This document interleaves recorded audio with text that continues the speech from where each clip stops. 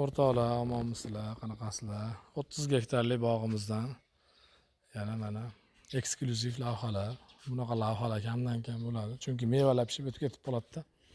Mana sizlarga mana yomoni mana. Bitta nokimiz bor edi.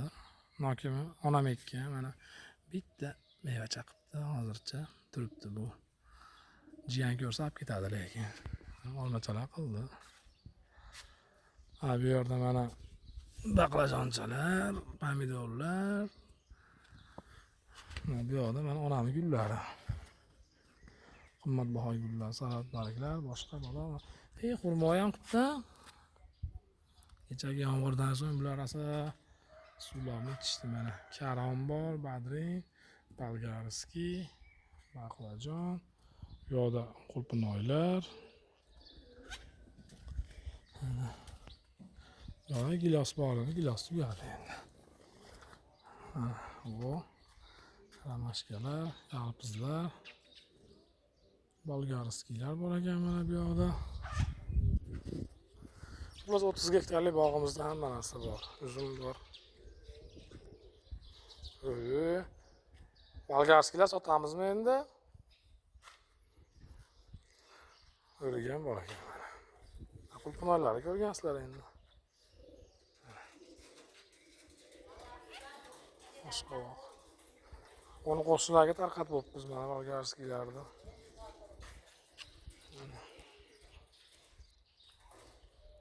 Bunisi qalampir mana karamda bo'lyapti. Suving to'ldi yop.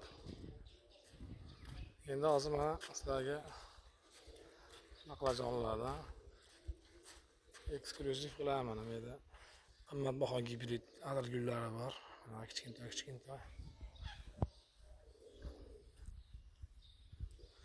Bu mana o'rtoqlar haqiqiy tasvir bu mana. Haqiqiy tasvir bu mana.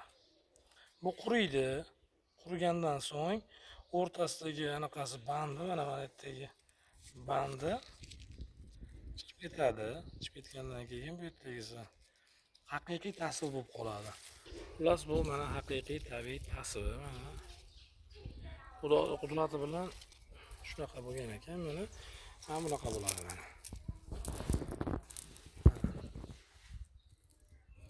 Mana bunaqa bo'ladi. Orasi o'zi ochilib qoladi mana shu bandi mana. Mana bu bandi qurib ochilib qolar ekan. Xullas mana shunaqa bo'ladi. Xudoning qudrati bilan hammasi bir xil emas mana. Bir-biriga o'xshashi yo'q. Hammasi har xil mana. Bu o'zi 100 ta qilib qo'ygan onam.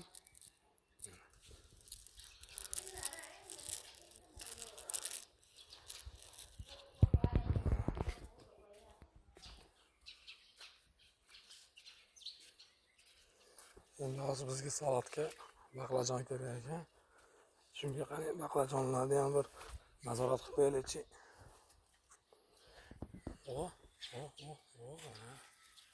Ish baqlajon ekan bu. Hali semirmabdi baqlajonlar, bu yerda mana semirgani bor ekan. Bir qator hosil olish bo'pti bundan. Kelaverasizlar o'rtoqlar.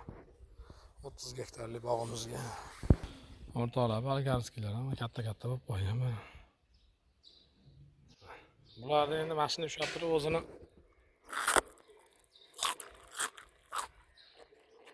qilib yashaz bo'lar ekanda.